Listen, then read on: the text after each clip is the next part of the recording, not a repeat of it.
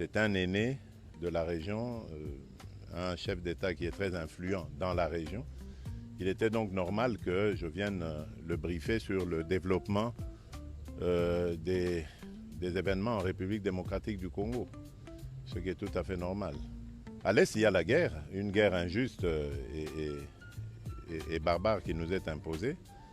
Il y a des processus de paix qui ont été engagés et pour lesquels d'ailleurs les protagonistes se sont aussi engagés, mais qui ne sont pas respectés par certains. De ce qui précède, mesdames, messieurs, peuple congolais, chers membres de la diaspora, voilà ce qu'on appelle brouiller les cartes. En effet, le président Félix Tshisekedi n'a pas fait l'escardoyo pour la sécurité de la région des Grands Lacs et des défis croissants. Vous le savez que Denis Sassou Nguesso était dans le coup du bazar en RDC, et notamment avec Paul Kagame. Et depuis, il est même exclu du dossier pour la sécurité de la région des Grands Lacs. Mais quelle mousse a-t-il piqué Félix Tshisekedi pour venir faire l'éloge du despote Denis Sassou Nguesso, qu'il est le grand frère, l'homme de pom-pom-pom? Ce n'est pas ça. Donc il est venu pour autre chose. Il est certainement venu apporter la bonne ou mauvaise nouvelle au despote Denis Sassou Nguesso. Au regard du contexte politique et ou électoral problématique, on a déjà des informations.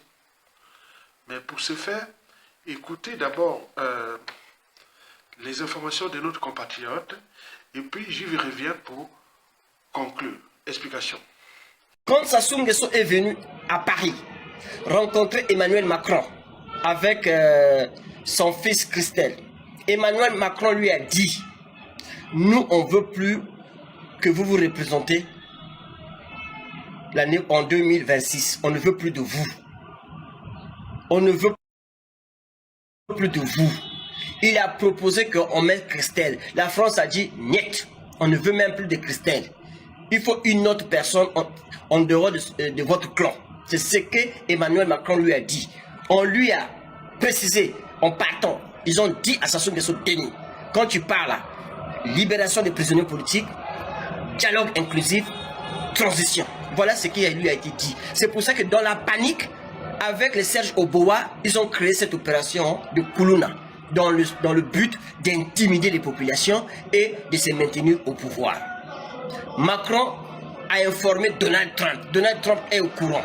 Donald Trump, il est au courant parce qu'il sait que Sassou Nguesso est un narco-terroriste. Sassou Nguesso est dans la ligne il est dans la liste des États-Unis des pays terroristes. Avec Ombalo qu'on a enlevé de la Guinée-Bissau, Ombalo là qui a fui là. C'était son ami. Avec Maduro là, il faisait des trafics avec lui. Maduro, Ombalo et Sassou. Donc Donald Trump a mis Sassou Nguesso dans sa ligne de mire. Il doit partir. Voilà le vrai problème. Parce que beaucoup de Congolais ne savent pas pourquoi Sassou Nguesso se panique comme ça à tuer les gens. Non. Parce que Macron lui a dit que tu dois partir. Donald Trump aussi lui a dit: tu dois partir. Parce que tu es un narcotrafiquant. Sinon, je vais te chercher là-bas.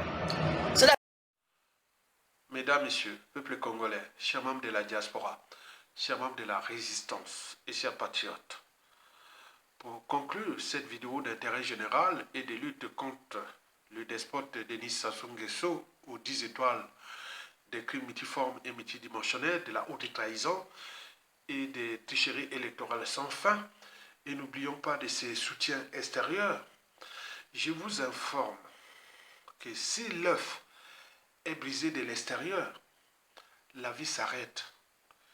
Et pour cause, en 1997, l'œuf Congo-Brazza fut brisé de l'extérieur par la France-Afrique avec l'aide des pays périphériques contre nous, peuple congolais, notre pays.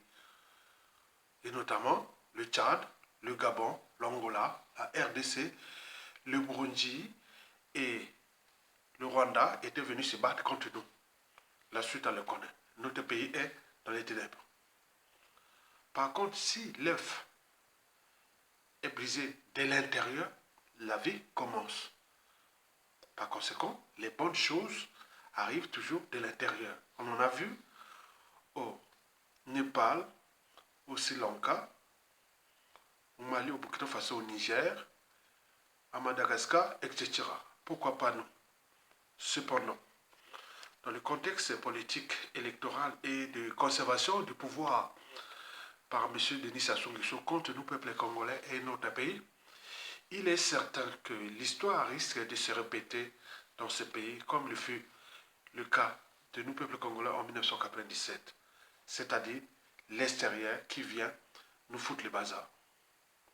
Et pour cause, la chute de Sassou Nguesso qui se dessine, se négocie désormais à Paris, à Washington, à Kinshasa et ailleurs, sans nous, Mawa, Soni.